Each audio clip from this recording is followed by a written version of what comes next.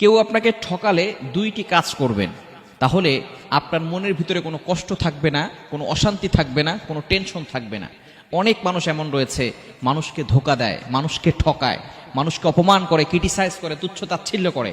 আপনাকে যদি কেউ ধোকা দেয়, কেউ যদি আপনাকে ঠকায়, তাহলে এক নাম্বার যে কাজটা করবেন সেটা হচ্ছে আপনি আল্লাহ তাআলার শুকরিয়া আদায় করবেন, বলবেন আলহামদুলিল্লাহ, আপনি একজন মানুষকে চিনতে পেরেছেন যে আপনাকে ধোকা দিয়েছে, এতদিন আপনাকে বোকা বানিয়ে আপনার সাথে বন্ধুত্বসুলভ আচরণ করেছে, আপনার সাথে ভালো ব্যবহার করেছে, আপনার সাথে সুন্দর করে কথা বলেছে, আপনার সামনে আপনার প্রশংসা করেছে, বিপদে পড়ার সাথে সাথে আপনাকে ঠকিয়েছে, আপনাকে ধোকা দিয়েছে।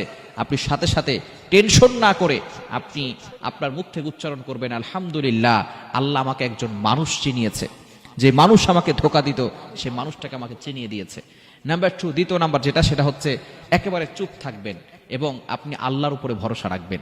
মনে রাখবেন, যে আপনাকে কষ্ট দিয়েছে, যে আপনাকে ধোকা দিয়েছে, আপনাকে ধোকা দিয়ে সে কখনো বড় লোক হতে পারবে না, সে কখনো তার জীবনে শান্তি আনতে পারবে না। যে মানুষকে কষ্ট দেয়, মানুষের মনে আঘাত করে, আল্লাহ পাক রব্বুল আলামিন তাকে কখনো শান্তিতে রাখেন না। সুতরাং নবীজি সাল্লাল্লাহু আলাইহি ওয়াসাল্লাম জানিয়ে দিয়েছেন, সহিহ মুসলিম শরীফের হাদিস, আল মুসলিমু মান সালিমাল মুসলিমুনা মিন লিসানিহি ওয়া ইয়াদিহি, a true Muslim is a person, প্রকৃত মুসলমান হচ্ছে ওই ব্যক্তি, those hand and mouth for safe everyone, যার হাত এবং মুখ থেকে সকল মুসলমান নিরাপদে থাকে।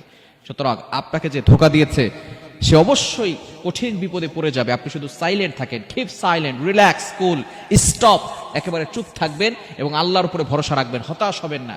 মনে রাখবেন, never lose hope, never give up. মুমিন কখনো আশা হারায় না, মুমিন সব সময় আল্লাহর উপরে ভরসা রাখে। আপনি আল্লাহর উপর ভরসা রেখে বলেন হাসবুনাল্লাহু ওয়া নি'মাল ওয়াকিল, আমার আল্লাহ আমার জন্য যথেষ্ট। ইব্রাহিম আলাইহিস সালাম কঠিন বিপদে পড়ার সময় যখন বাবা পর্যন্ত ধোকা দিয়েছে, বাবা সন্তানের পাশে দাঁড়ায় নাই, বাবা নমরুদের পাশে দাঁড়িয়েছে, সন্তানের পাশে দাঁড়ায় নাই।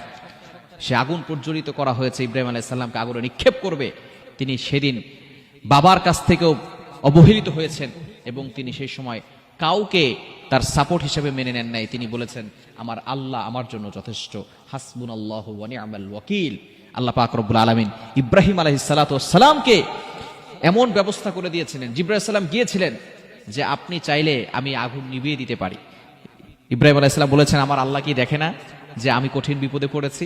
যদি আমার আল্লাহ চায় আগুনে আমাকে নিক্ষেপ করা হোক আর আমি আমার জীবন বিলীন করে দেই, তাহলে এই জীবন যদি লক্ষবার দেওয়া হয়, লক্ষবার আল্লাহর জন্য জীবন, আগুনে শুধু নয়, যে কোনো জায়গায় এই জীবনটাকে বিলীন করতে প্রস্তুত আছি। কিন্তু আমার আল্লাহ যদি আমাকে হেফাজত করতে চান, দুনিয়ার কারো কোনো উপকার আমার দরকার নেই, আমার আল্লাহ আমাকে হেফাজত করবেন। হাসবুনাল্লাহু ওয়া নি'মাল ওয়াকিল। সূরা আলে ইমরানের 173 নম্বর আয়াতে আল্লাহ তাআলা জানিয়ে দিয়েছেন, ইব্রাহিম